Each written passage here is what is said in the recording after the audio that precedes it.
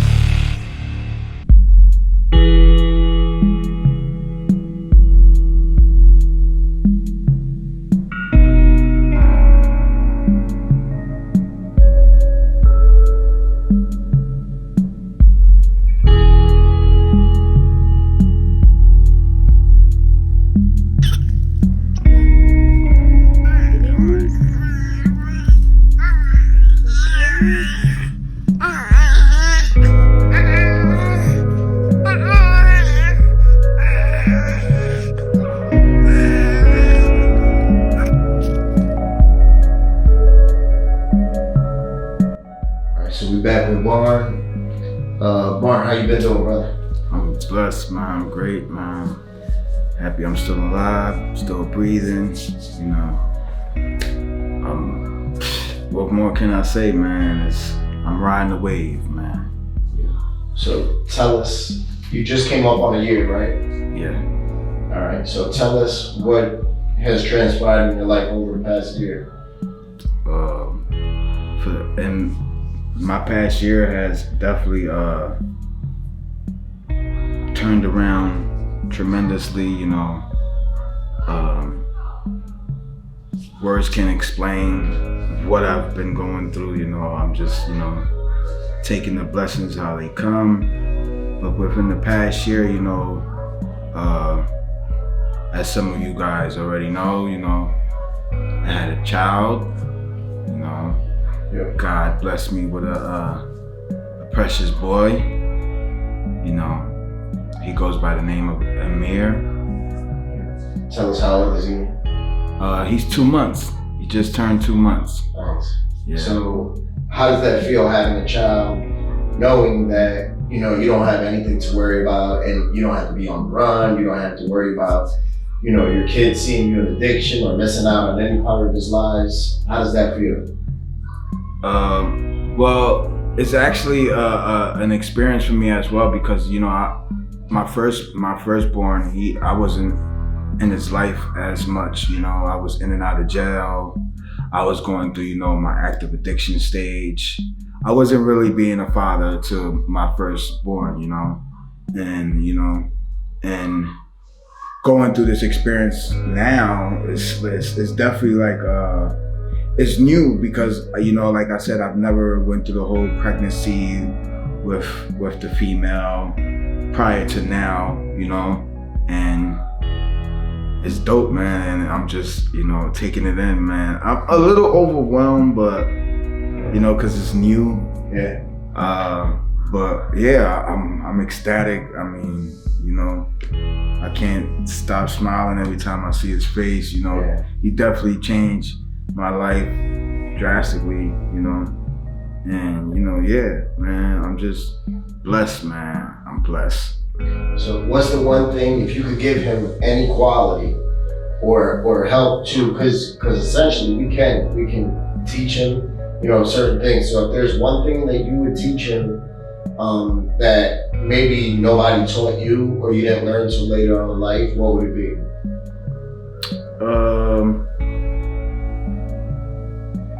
I would have definitely taught him to have an open mind about life, you know, not to like, because we're coming up in a world that people are a lot judgmental, and, you know, people tend to like put a stamp on a person, you know, whether they be transgender, active addiction, you know, bisexual, whatever the case may be, you know.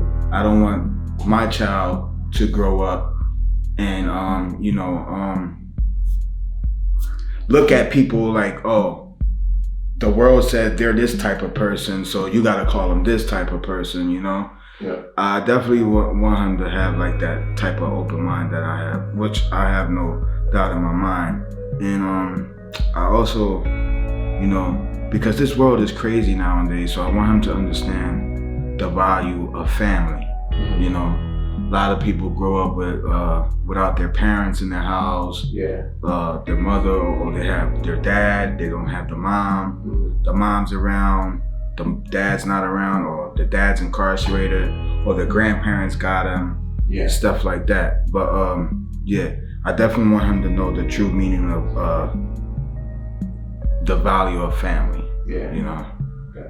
To be open-minded, that's an important quality, especially in these days and times.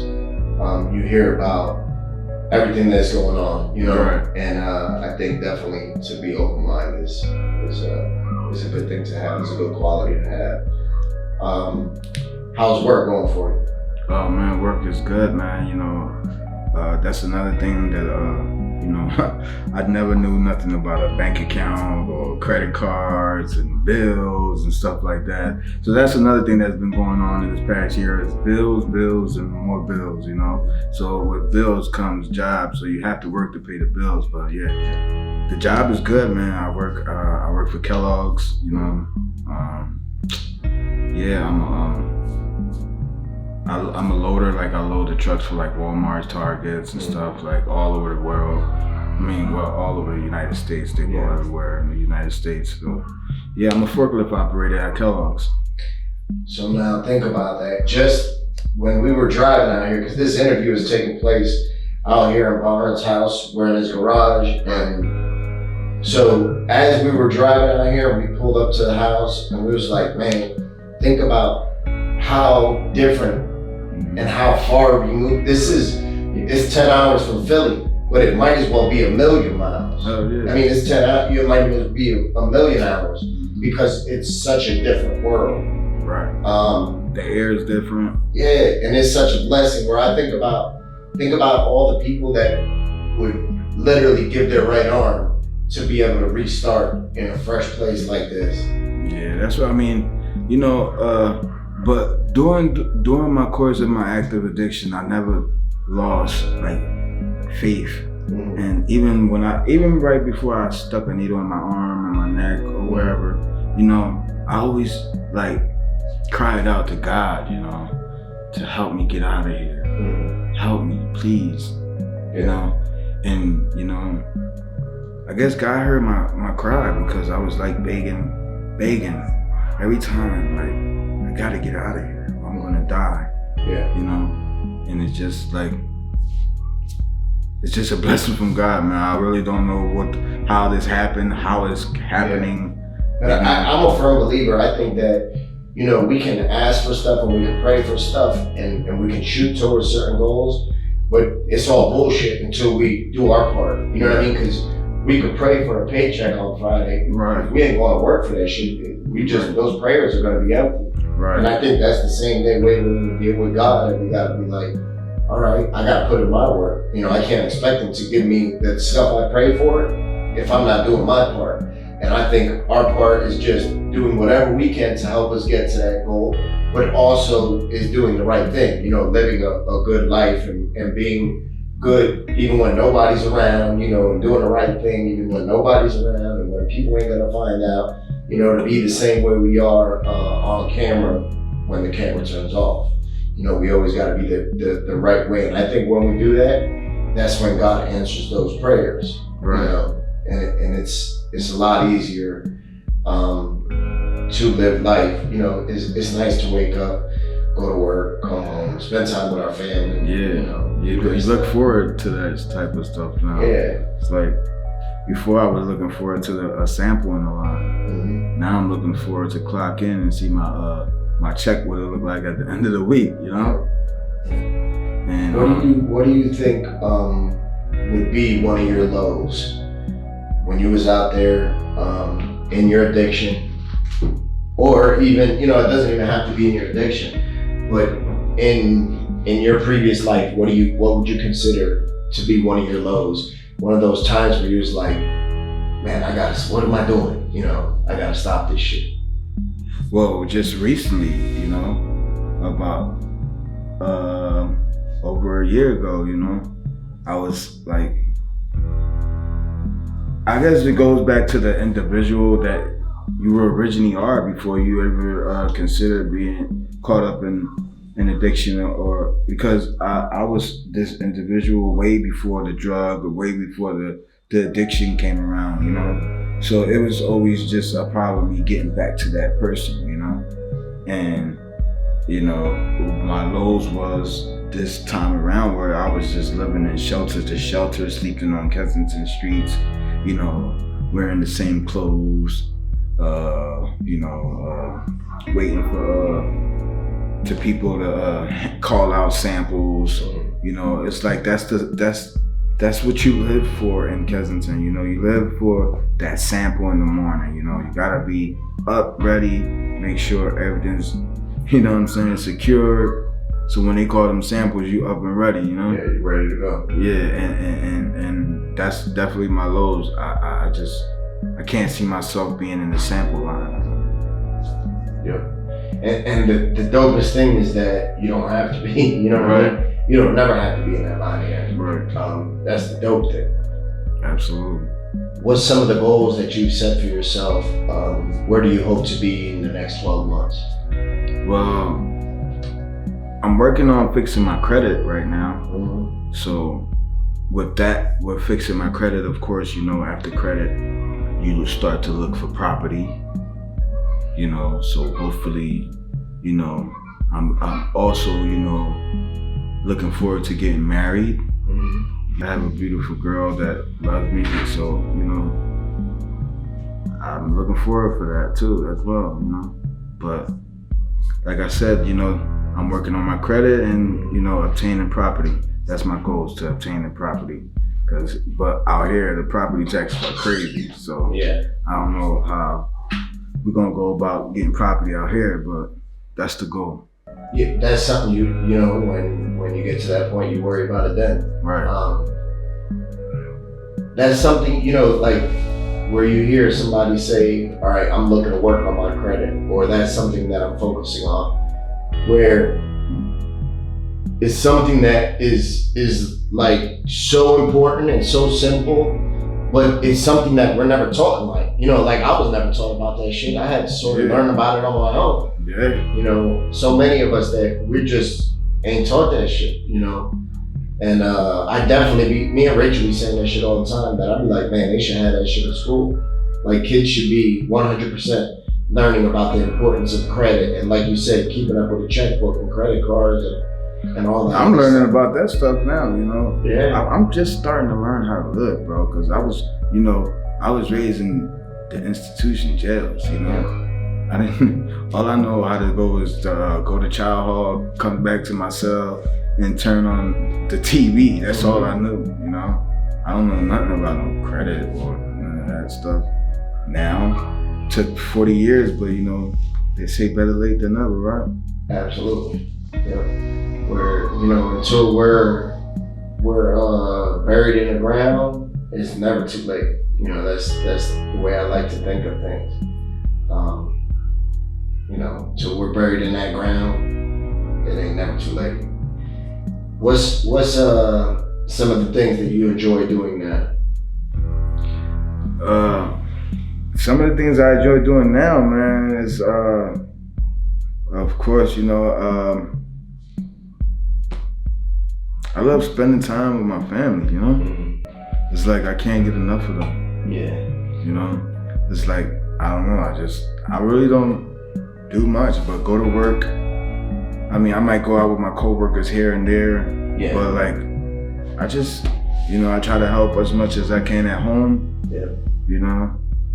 I just chill at home, for real. Yeah, that's the same way I am. You know, Yeah. it's the I'm playing the daddy life. It's the daddy life. Exactly. You know, It's a good life.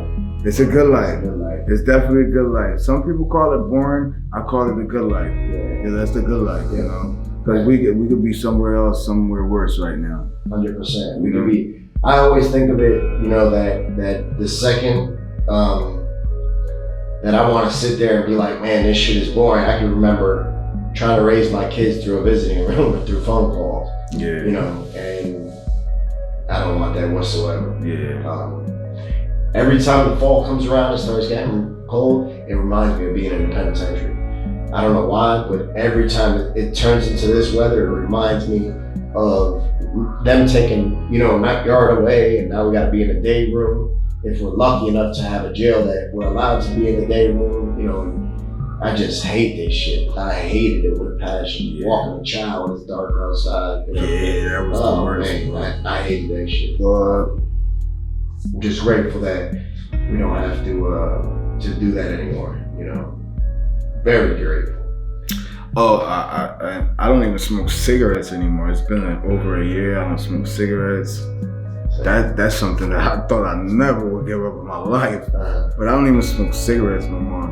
What was the main thing that made you, or was there something like specific that you was like, I just don't want to smoke anymore? Or do you think it was easy to give up once you stopped? To be honest with you, bro, it's like, it was just like a calling, because yo, this is like God's honest truth.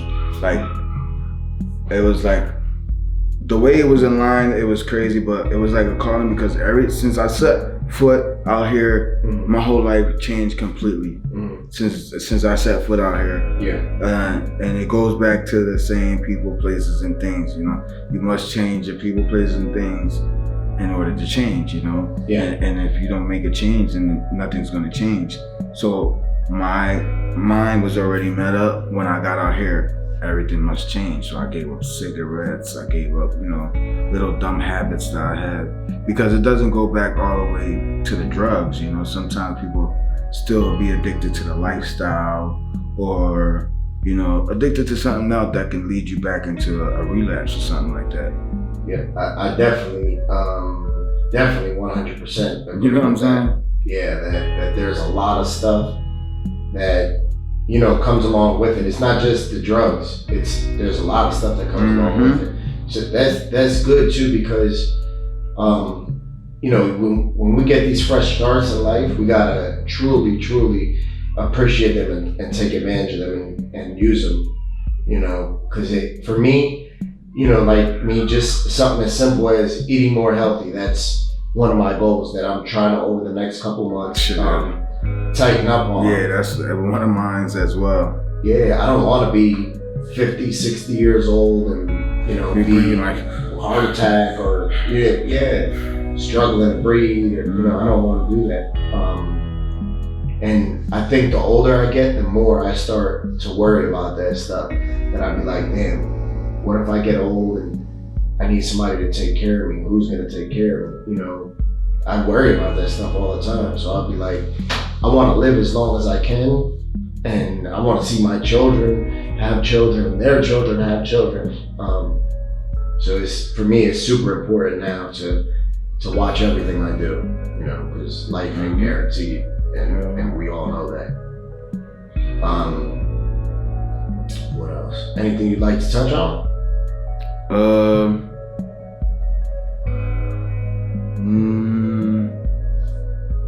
I'm just blessed, man. I want people out there to know that, you know,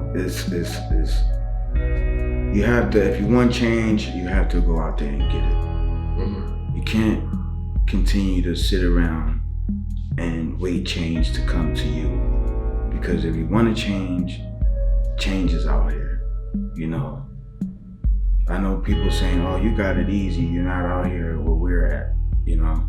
But I came from where you guys are at, and but I just was, right? You know, I was just out there, like literally just out there, you know, with a needle in my neck. Yeah. And look at me, you know. And I'm not like I don't want people to get the misinterpretation that I'm tooting my own horn or anything like that, because I never forget where I come from, and I can end up there any second, you know, any minute, any second I could be right there, you know. But I just want people to know that, you know, like, change is possible, man. You just have to go out there and get it, and it's out there. Exactly. Nobody's gonna knock on our door and be like, yo, you want a good life? Yeah, here you go. There you go. You want to get sober? Here. Yeah, that's what's not gonna happen. You know, I came out here ain't gonna do that. And detox, cold turkey. No Suboxone, no nothing, no taper here and there, nothing. I slept on the floor upstairs, kicking it. I was kicking multiple habits, you know, not just the opiates. I was dealing with my mental health, and you know, but I just want people to know, man, change is possible, man. It really is, man. You know. So touch on that a little bit for us. So you came out here. You said you was kicking, right? All right. So how was that? First of all, what drugs were you detoxing from? I was detoxing from opiates, any opiates, fentanyl, whatever opiate it was available. Yeah. You know, but majority fentanyl, meth. You know, meth was more of a mental. It's more like, you know, it's not like a physical withdrawal. It's more like a mental. Okay. So I was kicking that as well. Yeah, those like majority of the main drugs that I was indulging at the time before I came out here. And not so much the fentanyl, I was more indulging with the meth, you know. Okay. And yeah, it was more like my significant other, she could tell you like, yeah, and y'all already know, Heaven already, she was upstairs with me on the floor, like, get up. Y'all seen my 6 months video, like I was, you know, I was out here going through, it was a point where I was like, man, I'm out of here. I was like, yo, I was ready, like, yo, man, I can't do this. You gotta drop me off somewhere. What kept you? I kept praying. I kept praying, bro. Like, I like when I was out there, I was like, you know, give me the strength to get back on this plane, because I wasn't gonna come back. Yeah. You know? Now, did you have that in your mind already before you left? What? Like, had that reservation in your head where? No. All right, I'm not even gonna come back, I'm just gonna go. No, I didn't, it wasn't no type of reservation, but did I know better? Yeah. Did I know better, like going out there so soon like that? Yeah, I knew better. But my intentions, you know, our intentions are always pure. Yeah. But when we get there, it's a whole different ballgame. Yep. You know, I could, you know, as soon as I got down there and I smelled the air, I was like, oh man.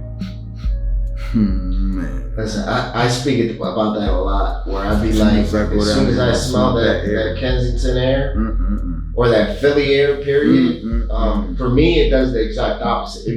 I'll be like, oh, hell no. I gotta go. Yeah, I'd be like, I don't want to nothing about drugs. That's what it does to me, when I get down there. How long did that last with you going through, you know, through withdrawal? Well, like I said, yeah, I used to get up in the middle of the night, sleepwalking and everything, bro. You know, that lasted for like about like, I don't know, I want to say like a good 3 months. With the whole insomnia, I couldn't sleep. That's the worst, too. You know, the restless legs, the anxiety, you know, fuck the pain part. It was the anxiety, the man, that shit would drive me nuts. Yeah, it's one of the most uncomfortable feelings in the world. Man. I'd rather deal with the sickness. I'd rather deal with the sickness for like a couple of days and be good than deal with that anxiety, that oh man, like what the hell? I'm ready to like. Yeah, you're literally like going out of your skin. What? It's bad. You want to blow your head off. Yeah, that's literally how. Yeah. What I told people, I was like, you literally want to blow your head off. You feel like you're out of your mind. It's unlike anything you've ever felt. Facts, man. Yeah, so I definitely commend you with even being able to deal with that, because everybody knows that's not an easy thing to deal with. You know, that's not easy whatsoever.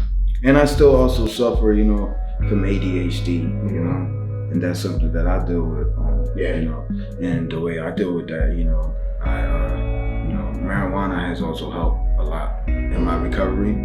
Some people might say, oh yeah, you're smoking, that doesn't mean you're clean, you know, you smoke weed, you know.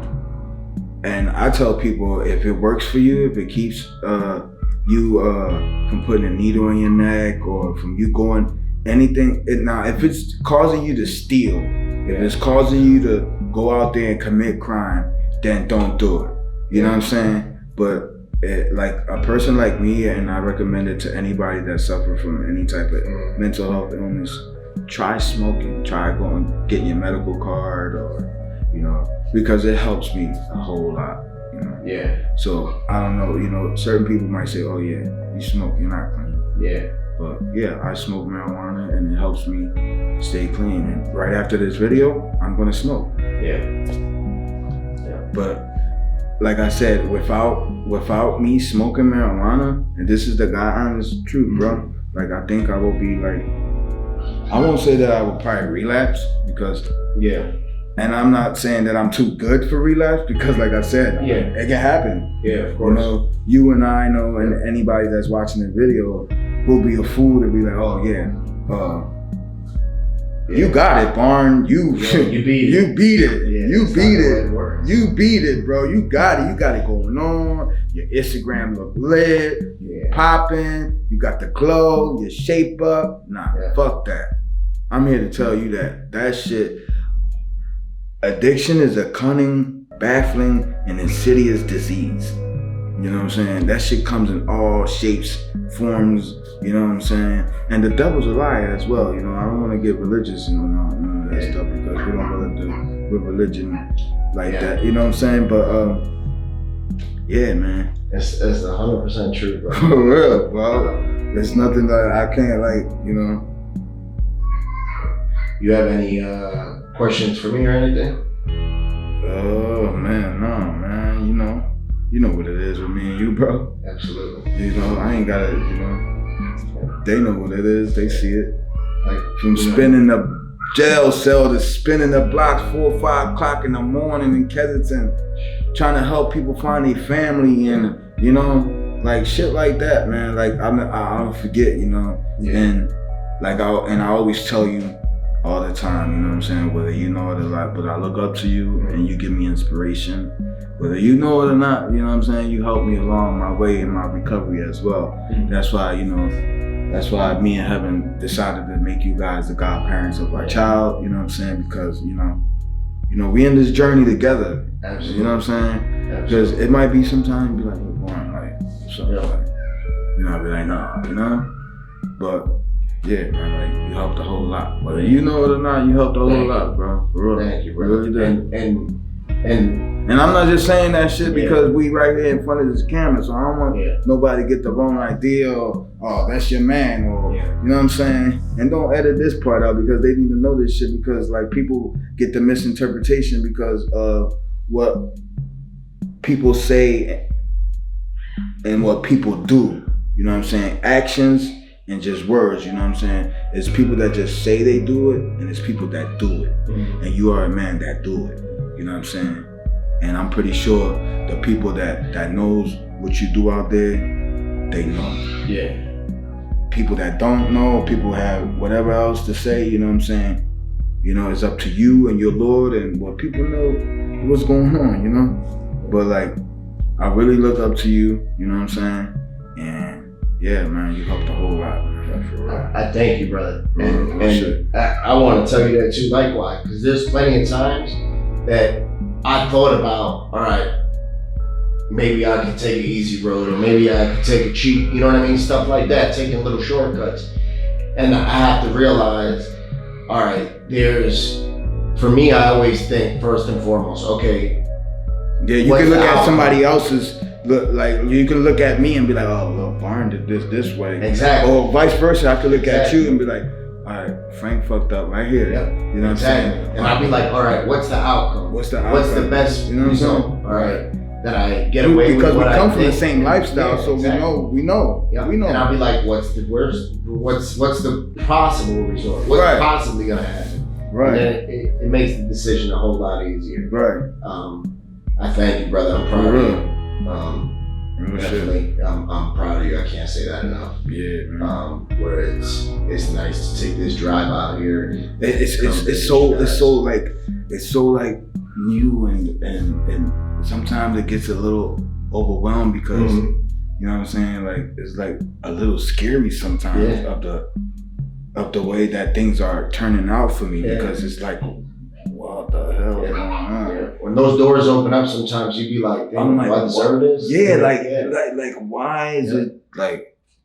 But I'm starting to get it now. Yeah. I'm starting to, understand why. Yeah. I'm starting to understand the why. Yeah. And now I'm not asking the why. Now it's the thank you, Lord. Yeah. You know, no more why. It's like thank you. Yeah. Thank you.